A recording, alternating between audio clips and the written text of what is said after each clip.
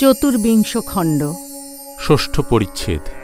ঠাকুর শ্রীরামকৃষ্ণ ও গোপী প্রেম। গিরিশ শ্রীরামকৃষ্ণের প্রতি বলিলেন, মহাশয়, একাঙ্গী প্রেম কাহাকে বলে? শ্রীরামকৃষ্ণ বলিলেন, একাঙ্গী কিনা ভালোবাসা একদিক থেকে, যেমন জল হাঁসকে চাচ্ছে না, কিন্তু হাঁস জলকে ভালোবাসে। আবার আছে সাধারণী, সমঞ্জস্য, সমর্থা।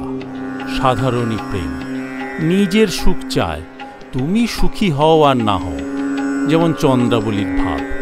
আবার সমঞ্জস্য, আমারও সুখ হোক তোমারও হোক, এ খুব ভালো অবস্থা, সকলের উচ্চ অবস্থা। সমর্থা, যেমন শ্রীমতীর, কৃষ্ণ সুখে সুখী, তুমি সুখে থাকো, আমার যাই হোক। গোপীদের এই ভাব বড় উচ্চ ভাব। গোপীরা কে জানো? রামচন্দ্র বনে বনে ভ্রমণ করতে করতে ৬০ সহস্র ঋষি বসেছিলেন। তাদের দিকে একবার চেয়ে দেখেছিলেন সস্নেহে। তারা রামচন্দ্রকে দেখবার জন্য ব্যাকুল হয়েছিলেন। কোনো কোনো পুরাণে আছে তারাই গোপী। একজন ভক্ত বলিলেন, মহাশয়, অন্তরঙ্গ কাহাকে বলে? শ্রীরামকৃষ্ণ বলিলেন, কি রকম জানো?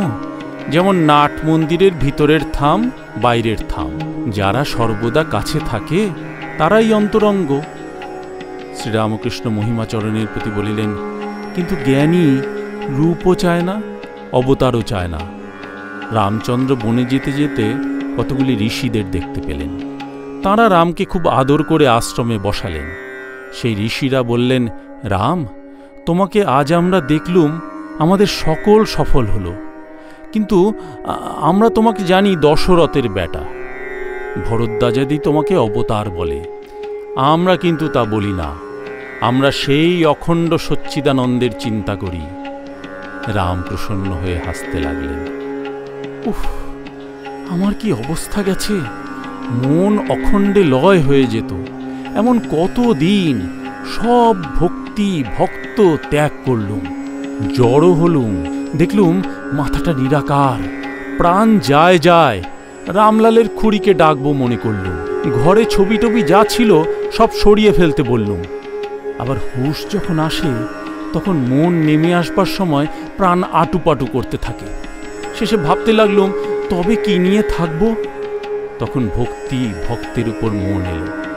তখন লোকদের জিজ্ঞাসা করে বেড়াতে লাগলুম যে এ আমার কি হলো। ভোলানাথ বললে, ভারতে আছে সমাধিস্থ লোক যখন সমাধি থেকে ফিরবে তখন কি নিয়ে থাকবে? কাজেই ভক্তি ভক্ত চাই, তা না হলে মন দাঁড়ায় কোথা?